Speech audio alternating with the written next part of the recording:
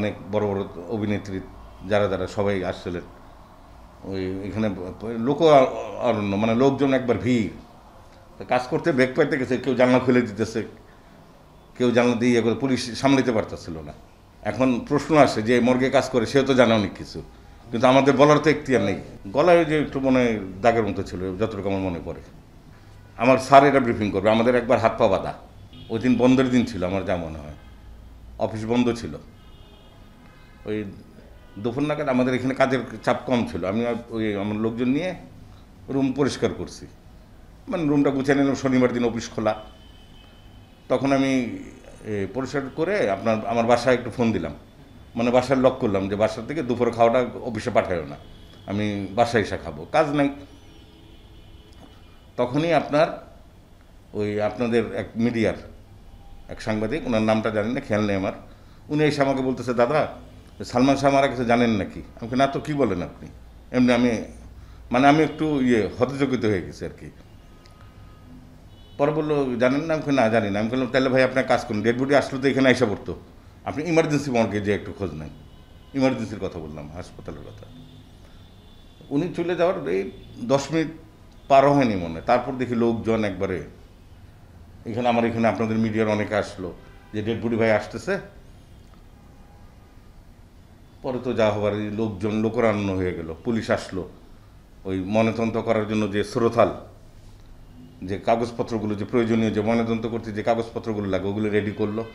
Ready করার পরে dead body আসার সাথে সাথে আমি আবার স্যারকে জানাই দিলাম, ফোন দিয়ে জানালাম যে স্যার এই ঘটনা।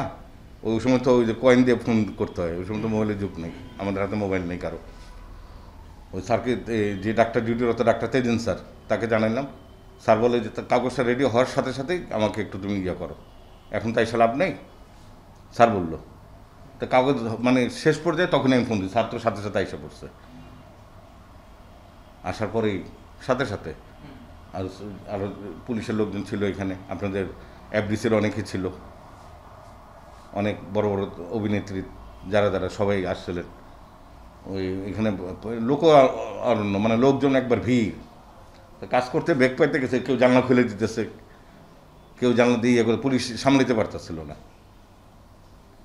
তারপর আমরা ওই দুপুরের পরপরই, আর এরকমই হবে আমার যতটুকু খেয়াল হয়, ওই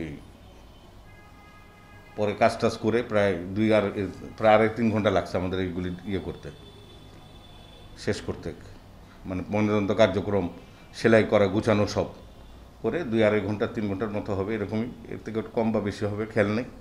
করে পুলিশের মাধ্যমে আমরা ওনাদের গার্জিয়ানের কাছে বুঝিয়ে দিচ্ছি লাশ। পুলিশ শ্রোতাল করে যেভাবে দেয় ওটা খেয়াল নেই আমার, পুলিশ শ্রোতাল করে যেভাবে দিচ্ছে ওই অবস্থায় পাইছি আমরা। গলায় যে একটু মনে দাগের মতো ছিল যতটুকু আমার মনে পড়ে। না না, আর কোনো ছিল না। না না না না না না। এখন প্রশ্ন আসে যে মর্গে কাজ করে সেও তো জানে অনেক কিছু, কিন্তু আমাদের বলার তো এখতিয়ার নেই। এটা আমার স্যার এটা ব্রিফিং করবে, আমাদের একবার হাত পা বাঁধা। এটা তো গোপনীয় জিনিস, ময়নাতদন্ত গোপনীয় না, ঠিক না? আর ডাক্তার সাহেব যা পাইছে উনি তো দিছেই। এখন কারো যদি কোনো থাকে তো তার মা যার সন্তান হারাইছে তারও তো একটা বেদনা আছে, স্বাভাবিক, এটা আমার ক্ষেত্রে হলেও হতো, ঠিক না? এখন করেন, দেখেন, এটা ডাক্তার সাহেব পোস্টমর্টম করছে, আমি ডাক্তার সাহেবের অ্যাসিস্ট্যান্ট হিসাবে কাজ করছি। আমার যতটুকু কাজ একজন সরকারি কর্মচারী হিসাবে, 14th শ্রেণীর কর্মচারী হিসাবে এবং মর্গ সহকারী হিসাবে যতটুকু করার ওইটা করছি। রিপোর্ট দেওয়ার মালিক তো আমি না, উনি যা পাইছে উনি দিছে, ওটা আমি এখন বলবো না, এটা বলা ঠিক না। ওটা স্যার যা পাইছে ওটা তো দিছেই, স্যার তো যা পাইছে দিছেই, ওটা আমি কি বলবো ভাই। আর এর আগেও কোর্টে ডাকছিলাম, গেছিলাম আমি, এখানে তো আমার সাক্ষীর কিছু না, আমি তো এখানে নিম্ন শ্রেণীর কর্মচারী, আমার কি এখানে নিয়ম তো যে ডাক্তার সাহেব পোস্টমর্টম করছে উনি সাক্ষী তো দিতেছেন। এখন আমরা তো এখানে ডাক্তারকে সাজেস্ট করা, মানে অ্যাকসেপ্ট করা, মানে উনি মানে সহযোগিতা করা ডাক্তার সাহেবকে, সহযোগিতা। স্যার আমাকে যেভাবে বলছে আমি এভাবে কাজ করছি। এখানে রিপোর্ট দেওয়ার মালিক তার আমি না।